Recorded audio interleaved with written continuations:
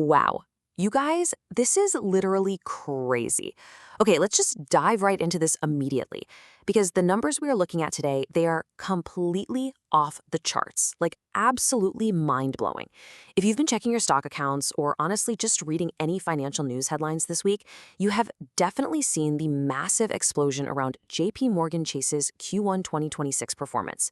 We are talking about a quarter that has absolutely stunned Wall Street. I mean, OMG, are we looking at a bank here or are we looking at a tech monopoly?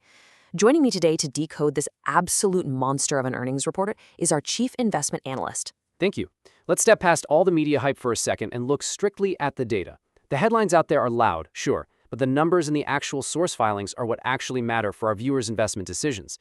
If you look at the data here, the real story is hidden behind three core drivers: their massive revenue engines, a huge technological strategy shift, and the underlying credit risks that nobody is talking about.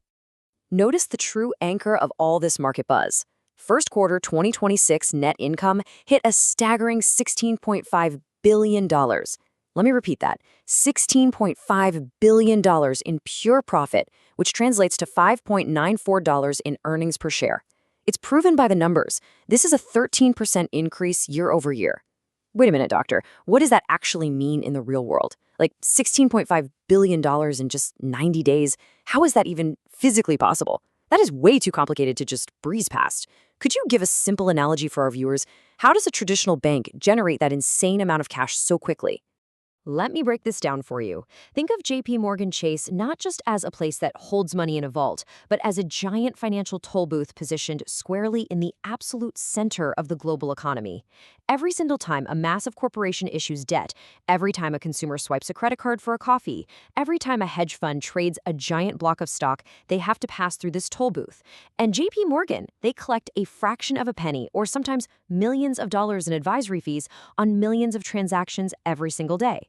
The data shows this toll booth is processing higher volumes and charging higher effective rates than it was a year ago. Okay, so they're the ultimate toll booth and traffic on the highway is just booming right now. Got it. So what you just said basically means they are capturing value from literally every corner of the market simultaneously, every single second of the day. Exactly. And to provide clear grounds for making investment decisions today, we need to look under the hood of that toll booth. Here is our roadmap for this explainer. First, the $16.5 billion quarter. Second, consumer versus wholesale segments. Third, the Apple Card move and their economic moat. Fourth, the headwinds and risks. And finally, future scenarios and our forecast. Section 1. The $16.5 billion quarter. Let's decode the profit. So, the absolutely crucial point here is that JPMorgan is acting as this giant financial toll booth, taking a cut of the entire global economy. But I really want to see the hard financial statements. Dive into the numbers for us. What is the fundamental deep dive actually telling us? Before we even look at raw dollars, we must evaluate efficiency. JPMorgan reported an ROTCE, or return on tangible common equity, of 23%. This is a key profitability metric in banking. It strictly measures how efficiently a bank uses its physical, tangible capital to generate income. Hold on, interrupt you right there. 23%?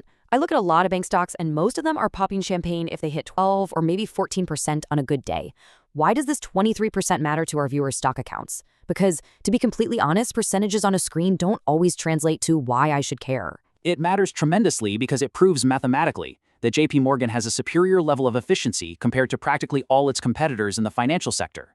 Think of tangible common equity as the actual hard money the bank has to work with. It means for every single dollar of physical, tangible equity the bank holds, it is generating 23 cents in pure profit. Historically speaking, generating a 23% ROTCE at a massive scale of $4.9 trillion in total assets is exceptionally rare. It's one thing for a tiny boutique firm to get those margins, but at $4.9 trillion, it indicates a level of pricing power and operating leverage that other regional or even global banks simply do not possess. Now, let's connect that insane efficiency to the top and bottom line. The source data shows net revenue reported at $49.8 billion for Q1 2026. That is up 10% from $45.3 billion in Q1 2025. And as we mentioned earlier, net income is up 13% to $16.5 billion. It's proven by the numbers right here. The bank is actively accelerating its growth year over year. Notice how the profit is actually growing faster than the revenue? That is a textbook indicator of that exact operational leverage we just discussed. Okay, but why? I always want to ask, so what? What is actually driving this 10% jump? Is it just accounting magic, or is real money moving? It is entirely driven by specific, measurable levers, not magic.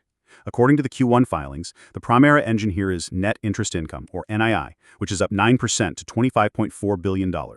This comes directly from higher revolving balances in card services and higher overall deposit balances. Furthermore, if you look at the data here, the bank reported significantly higher markets revenue and higher asset management fees. They are literally firing on all cylinders across distinctly different product lines. Moving on to Section 2, Consumer versus Wholesale segments. Who is really paying these tolls? Wait a minute, you just mentioned credit cards and deposits. I have a sharp, contrarian question that I know for a fact our viewers are curious about right now. If they are making all this money off regular people paying high credit card interest, what is Wall Street actually doing? Are the big investment bankers just riding the coattails of the average everyday consumer who's paying 20% on their credit card? Because that's the narrative you hear all the time. Let's consult the specific segment breakdown to answer that, because the narrative often conflicts with the reality. The data clearly shows a divergence in growth rates. Consumer and Community Banking, or CCB, generated $19.6 billion in revenue. That is a solid, respectable 7% increase. However, the Commercial and Investment Bank, or CIB, generated $23.4 billion in revenue, which is a massive 19% increase year over year. So, contrary to the popular idea that the consumer is completely carrying the bank, the wholesale and investment side is actually driving the steepest growth right now. Wow, really? So Wall Street deal-making is officially back with a vengeance. Yes, but the consumer side remains deeply, deeply lucrative. Looking at the CCB financial highlights table from the source, we can zero in specifically on card services. Net interest income in card services was largely driven by higher revolving balances. When consumers carry their balances month to month instead of paying them off, the bank collects significant interest. This acts as a major revenue lever, proving that while the CIB segment is growing much faster, the consumer credit segment remains a highly reliable cash cow for the firm. So what you just said basically means the corporate guys in suits are growing the pie the fastest right now, but everyday people carrying their credit card debt are still providing this massive, steady baseline of billions in cash. That's wild. Section 3, the Apple Card move and their economic moat. This is their tech ecosystem play. Now, what's really interesting about this next move is how it plays into the future. We live in an age of incredibly fast-moving tech startups and disruptive fintech companies. Everyone is always saying traditional banks are just slow dinosaurs waiting to go extinct. What is JPMorgan's true, irreplaceable weapon here? What is their economic moat that stops Silicon Valley from just eating their lunch? Their moat is their sheer undeniable scale and capital superiority. This allows them to simply absorb fintech rather than compete with it head-on. On January 7, 2026, JPMorgan Chase made a truly defining move. The source document states, and I quote, "Chase will become the new issuer of Apple Card." The firm entered into a forward purchase commitment to acquire the massive Apple credit card portfolio, with an expected closing date approximately 24 months thereafter. Oh my God. The Apple Card? That is a massive tech ecosystem play. They aren't fighting big tech, they are literally partnering with the biggest tech company on Earth. It is a brilliantly executed mega-trend strategy. But here is the critical data point that actually proves their moat. The filings state that the Apple Card transaction will have an estimated $30 billion impact on risk-weighted assets, or RWA. Wait, $30 billion? That sounds like a tremendously heavy burden. Why on earth is that a strength for them? Because only a true financial fortress could absorb a $30 billion sudden increase in risk-weighted assets without blinking or violating strict regulatory capital requirements. Smaller competitors or regional banks simply do not have the balance sheet to swallow a $30 billion portfolio whole. JPMorgan's unparalleled scale allows them to box out all smaller competitors and monopolize premium tech partnerships. Section 4. Headwinds and risks. Let's look at the fatal risks hidden in the numbers. Okay, I have to play devil's advocate again here. I really do. They are making $16.5 billion in profit. The market is going absolutely wild. They just swallowed the Apple Card whole. If this is such a flawless stock, why isn't everyone literally putting their entire life savings into it right now? What is the fatal risk hidden in the dark corners of these documents? As rational investors, we must always look at the liabilities. The Q1 2026 risks are clearly defined in the data. Credit costs came in at a hefty $2.5 billion. Within that, we see net charge-offs of exactly $2.3 billion. This represents the actual, physical bad loans the bank has formally written off as uncollectible. The net charge-off rate currently sits at 0.67%. So they literally just lost $2.3 billion to people who simply can't pay them back? That is a huge number. It is indeed a massive cost of doing business, but there is another extremely significant headwind we have to look at. Total expenses hit $26.9 billion. That is up 14% year over year. The source text explicitly attributes this to higher compensation, including revenue-related payouts and aggressive front office hiring. In other words, paying their star bankers and covering operational costs is actually eating into their margins faster than overall revenues growing, since revenue, as we noted, only grew 10%. So, to summarize that for the viewers, they are absolutely printing money, but their employees are demanding bigger and bigger bonuses, and $2.3 billion simply evaporated into bad debt. That definitely changes the picture a bit. Section 5. Future Scenarios and Forecast. Where do we go from here? So, taking all this into account, the massive revenues, the crazy Apple moat, the rising expenses, and the billions in bad loans, we need a clear forecast. You are the chief investment analyst here. I need to know the bottom line future scenarios. Where do we go from here based on the actual data?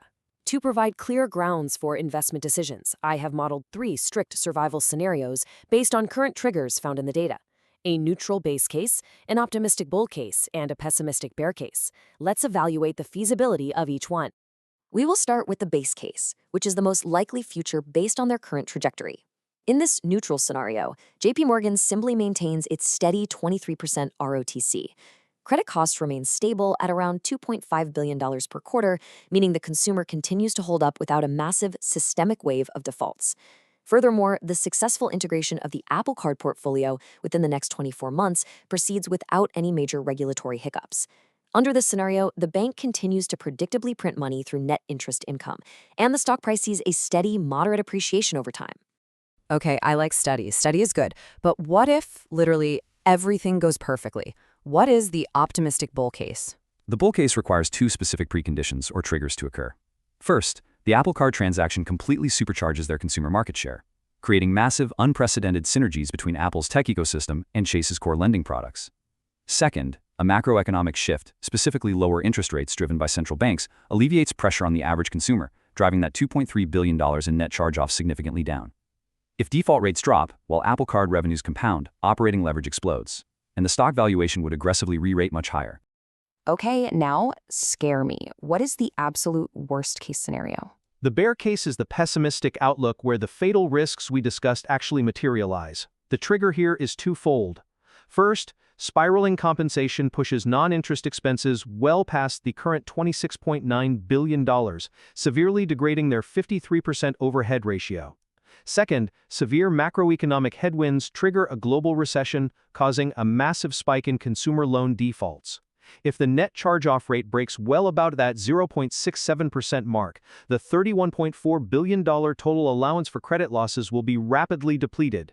The market reaction would be a severe contraction in the stock's multiple as earnings simply plummet. That sounds terrifying. Are they actually ready for that bear case if it happens? Like, can they survive it? The numbers prove they absolutely are. To conclude our fundamental analysis, look closely at this capital ratio table. The firm's standardized Common Equity Tier 1, or CET1 ratio, stands at a very strong 14.3%. Even more telling, their total loss-absorbing capacity is a staggering $572 billion. This proves mathematically that they are heavily armored. Even in the absolute worst bear case, they have over $500 billion in capacity to absorb systemic shocks before facing any kind of existential threat. $572 billion in armor. Wow. So is JPMorgan Chase literally the ultimate financial fortress of the modern economy? I think it brings to mind a famous stock market quote from the legendary Warren Buffett. Rule number 1, never lose money. Rule number 2, never forget rule number 1. JPMorgan's incredible fortress balance sheet proves they are deeply, deeply insulated from the downside. But here's the real question you need to consider. With over $500 billion in armor, the issue isn't whether JPMorgan will survive the next major market crash. It's which of their weaker competitors they will buy up for pennies on the dollar when it actually happens. Are you positioned for that? Keep learning, stay focused, and thank you for watching today's video. Your subscriptions, likes, and supportive comments are a huge encouragement for our video production. We'll see you on the next explainer.